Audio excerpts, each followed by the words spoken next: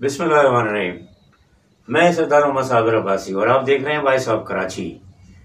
कराची बैनुल-अक़वामी शहर है, मिनी पाकिस्तान है, और यहाँ पर जितनी सियासी तंजीमें काम कर रही हैं उनका इन्फ्लुएंस कम नज़र आता है।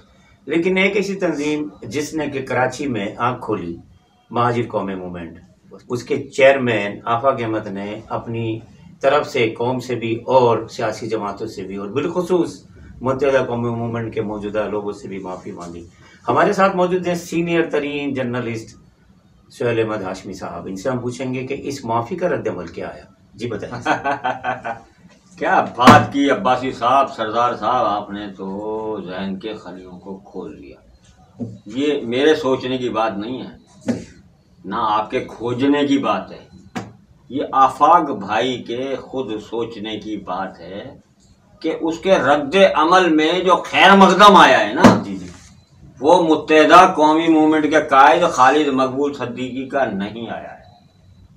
वो तहरीक बहालिया कमेटी MKM क्या है, वो उसके चेयरमैन फारूक सत्तार का नहीं आया है, शाहिद पाशा का आया और वसीम अख्तर का है। यानी कि आफाक अहमद के जज्बे खैर सगाली की किस तरह तजलील की गई है, इसका अंदाजा आप भी लगा सकते हैं कि वसीम अख्तर खैर सगाली के जज्बे की तारीफ कर रहे हैं और वहाँ दूसरी तरफ शाहिद पाशा कर रहे हैं। ना फारूक सत्तार को ये नौबत आई और ना ही खालिद मकबूल सद्दीकी को ये नौबत आई। मतलब आपका कहने का मकसद ये है साहब, बात कर रहा हूँ आपकी, बोले कि शाहिद पाशा और वसीम अख्तर साहब तो हिस्सा है, उनकी जमात का नुमाइंदगी कर रहे हैं। हिस्सा होना और बात है यार, हिस्सा होना ये कोई कहानी नहीं। आप मुझे मफरूजों में न ले जाएं आप। ठीक है, सियासी जमीनी हकाइक जो होते हैं ना, उसमें सियासी पोजीशन का ख्याल रखना पड़ता है, एहतराम का।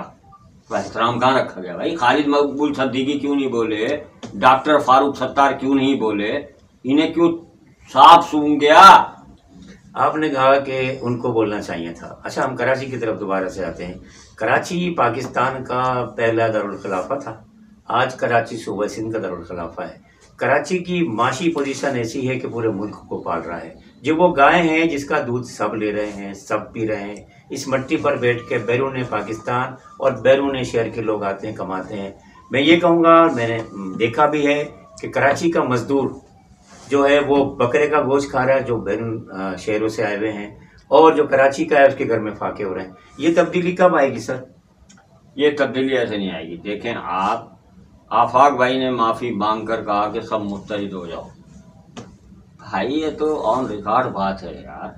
30 साल तक जो लोग मुत्तहिद रहे हैं उन्होंने हमारे आफाक भाई उसमें शामिल नहीं थे। जी ठीक है, 30 साल तक जो लोग मुत्तहिद रहे हैं उन्होंने कुर्बानी की खालें छीनी है, सेक्टर और यूनिट्स में तलाक और निकाह कराए हैं, हमारे बच्चों को सरेआम तशद्दुद का निशाना बनवाया है, हमारे 36,000 प्लाटों पे कब्जे किए, 24,000 जनाजे दिए हैं, 11,000 बेवाएं दी हैं, 38,000 बच्चे यतीम किए हैं, और फिर 36,000 प्लाटों पे कब्जे किए हैं। तो आफाक भाई अगर ये चाह रहे हैं सब मुत्तहिद हो जाएं, तो भाई फिर कौम को चाहिए कि महाजिर कौम को वो इज्तिमाई खुदकशी कर ले इससे पहले कि ये सब मुत्तहिद हो जाएं। आपने कहा कि इनको मुत्तहिद होने का एक नुकसान ये होगा कि शहर में दोबारा से वही पोजीशन ना हो जाए, गुंडागर्दी, दहशतगर्दी, बदमाशी, आपके कहने के मुताबिक। लेकिन बहरहाल आप ये देखिए, कराची के जो नौजवान हैं उनके आज नौकरी के जराए भी बंद हो गए हैं। कराची के नौजवान हैं ट्रांसपोर्ट में, उनको रिलैक्सेशन नहीं मिलता, स्टूडेंट्स को पहले मिलता था। उसके बाद कराची ट्रांसपोर्ट कॉरपोरेशन जो पहली कराची की थी, पूरे शहर में आज भी डिपो मौजूद है, उसको तबाह करके रख दिया। तो कराची का इक़्तिदार तो अक्सरियत में महाजरों के हाथ में रहा है ना सर, सिविल ब्यूरोक्रेसी हो या हुकूमतों में शमूलियत हो। तो आप क्या कहेंगे, हमें रिजल्ट अच्छा नहीं मिला? नहीं, आप ये नहीं कहेंगे महाजरों के हाथ में रहा है, मुत्तहिदा कौमी मूवमेंट के हाथ में रहा है 30 साल तक। और मुत्तहिदा कौमी मूवमेंट महाजरों की नुमाइंदा जमात नहीं है। वो सिराकी, पंजाबी, पठान, हमारे बिलोच भाई, सिराकी भाई, दूसरे जो, उन सब की नुमाइंदगी कर रही है ना यार भाई। महाजिर कौमी मूवमेंट के हाथ में अगर कुछ रहता और आप मुझसे ये सवाल करते तो मैं आपका इसको जरूर जवाब देता। असफल भाई, आप तजिया निगार भी हैं, कराची पर गिरी नजर रखते हैं। कराची का एक इदारा है सिंध बिल्डिंग कंट्रोल अथॉरिटी, اس نے اس طرح کے پروجیکٹس کو لوگوں کو NOCs دیے کہ بنائیے NOC دیجیے، نقشے پاس کروائیے، لیکن اس کا نقصان کراچی کے لوگوں کو ہو رہا ہے. بلڈنگیں ٹوٹ رہی ہیں، نسلہ ٹاور آپ کے سامنے ہے، مکہ ٹاور آپ کے سامنے ہے.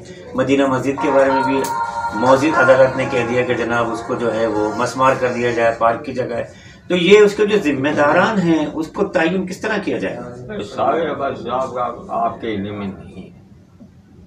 ہم نے 80 سندھ بلڈنگ کنٹرول اتھارٹی کے 80 ملازمین، جس میں 14 اعلیٰ افسران شامل تھے، ان کی ایک مفصل رپورٹ بنا کر بھیجی تھی. شمس سومرو صاحب director Sindh building control authority تھے. انہوں نے وہ پوری رپورٹ بنا کر بھیجی وزیر اعلیٰ. جناب وقار مہدی نے وہ رپورٹ واپس بھیج دی director Sindh building control authority کو کہ بھائی ان کے اوپر کرپشن کے الزامات ہیں، ثابت کیا کر رہے ہیں آپ، کیا معاملہ ہے. وہ ہم نے بھیجی ہوئی ہے، اس پہ کام ہو رہا ہے، میرا وزیر اعلیٰ سے رابطہ ہے. اصل مسئلہ سندھ بلڈنگ کنٹرول اتھارٹی کے افسران کا نہیں ہے. ان کا سب سے بڑا جو بیٹر ہے عامر حسین، اس کا ہے.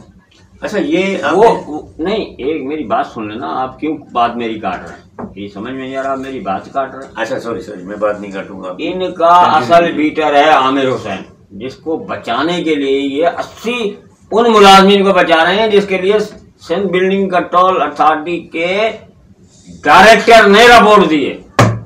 ٹھیک ہے، آپ نے کہا کہ ایک صاحب ہیں، ان کا نام لیا آپ نے، لیکن میں نے جو دیکھا ہے تو اور بھی لوگ اس بار معاملے میں انوالو ہیں کہ SBCA کانٹریکٹرز اور ناجائز تعمیرات کرنے والوں کے ساتھ پورا ایک گروہ ہے. یہ آپ نے نشاندہی کی جن افراد کی، تو ان کے اوپر یہ واپس کر دی گئی.